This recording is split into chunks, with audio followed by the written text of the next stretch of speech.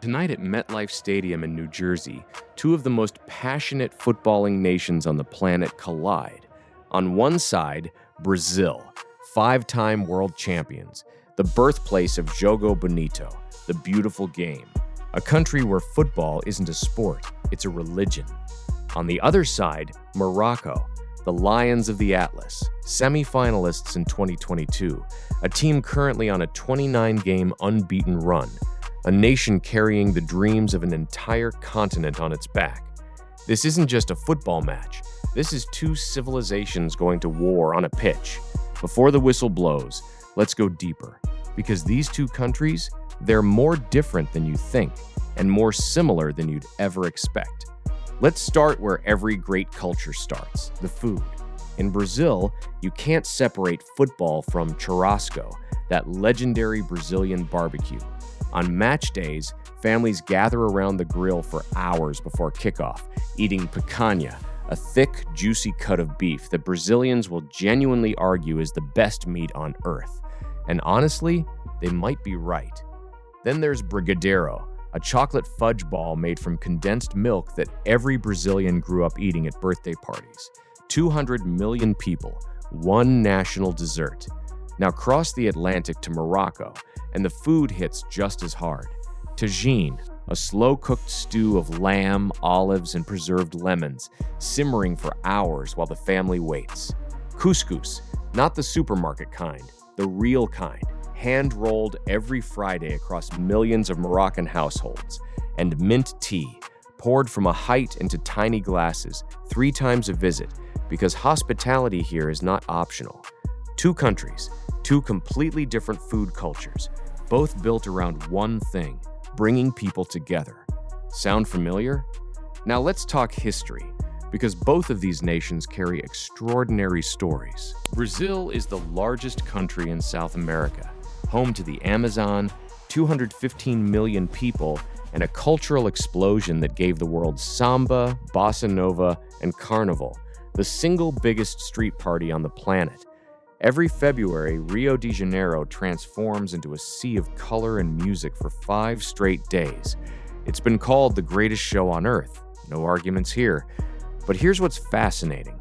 Brazil's national identity is one of the most diverse on the planet. Portuguese, indigenous, African, Japanese, Italian, German influences, all fused into one uniquely Brazilian culture. That diversity, you see it on the pitch too. Morocco tells a completely different story. This is a kingdom with over 2,000 years of civilization, from the ancient Roman city of Volubilis to the medieval Medinas of Fez and Marrakesh, to the blue city of Chefchaouen that looks like it was painted by a dream. Morocco sits at the crossroads of Africa, the Arab world, and Europe, and its culture reflects all three. Two nations, both shaped by mixing cultures, surviving history, and coming out the other side with something beautiful. Now, what fires these people up beyond football? For Brazil, it's Formula One. The country produced 3 Formula One world champions, Emerson Fittipaldi, Nelson Piquet, and the greatest of all, Ayrton Senna. When Senna died at Imola in 1994, the entire country went into 3 days of national mourning. 3 days for a racing driver. That is how deeply Brazil feels things. Morocco's biggest rivalry beyond football, the Dakar Rally, which crosses North African deserts and has made Morocco a hub of motorsport culture. This team carries the dreams of 1.4 billion people across the African and Arab world who saw them reach the World Cup semifinal in 2022 and thought, we belong here too. Now, the fans. This is where things get truly special. Brazilian fans are famous worldwide. The yellow shirts, the samba drums, the torcida, the supporter groups, who create the most visually spectacular atmospheres in world football. In Brazil, when the national team plays, the country stops, literally.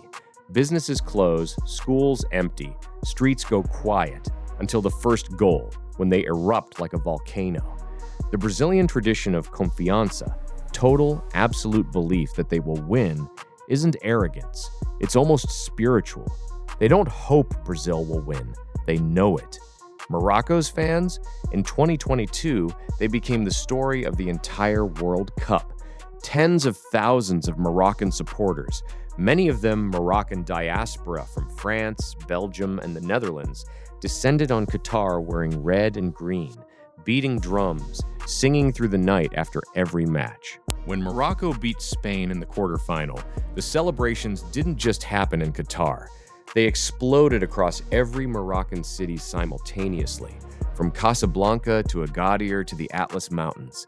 And tonight in New Jersey, both sets of fans will be there. Both loud, both proud, both convinced their team is destiny. Okay, here's the part where we hit you with the facts neither side expects. Brazilian fans, did you know Morocco held Brazil to a 2-1 defeat in a friendly in 2023? Yes, the team you think will walk this group lost to Morocco just 3 years ago. Morocco aren't here to participate. They're here to shock the world, again. And Morocco fans, here's yours. Brazil has only one World Cup in the last 24 years. That's 2002, one. Since then, they've had quarterfinal exits, semifinal heartbreaks, and that 7-1 against Germany that an entire nation is still recovering from. Brazil are under enormous pressure. They haven't won this since you were probably a child. The weight of expectation on this squad is enormous. Tonight is not a walkover. Tonight, anything can happen. Two countries, two cultures, two sets of fans who would genuinely give anything to see their nation lift that trophy on July 19th. Brazil bring the Samba, the swagger, the 5 gold stars, and the weight of a nation that hasn't felt this kind of joy in 24 years. Morocco bring the drums, the Atlas Lions roar, and the belief of an entire continent that watched them rewrite football history 3 years ago and wants to do it again. So here's the question we're leaving you to answer in the comments. Who has the most passionate fans, Brazil or Morocco? No wrong answers. Just drop your country, drop your flag, and let's find out which side of the world shows up louder tonight. Don't forget to subscribe, because after the final whistle, we'll be back with today's hero versus villain breakdown. You will not want to miss that one. See you on the other side. Let's go.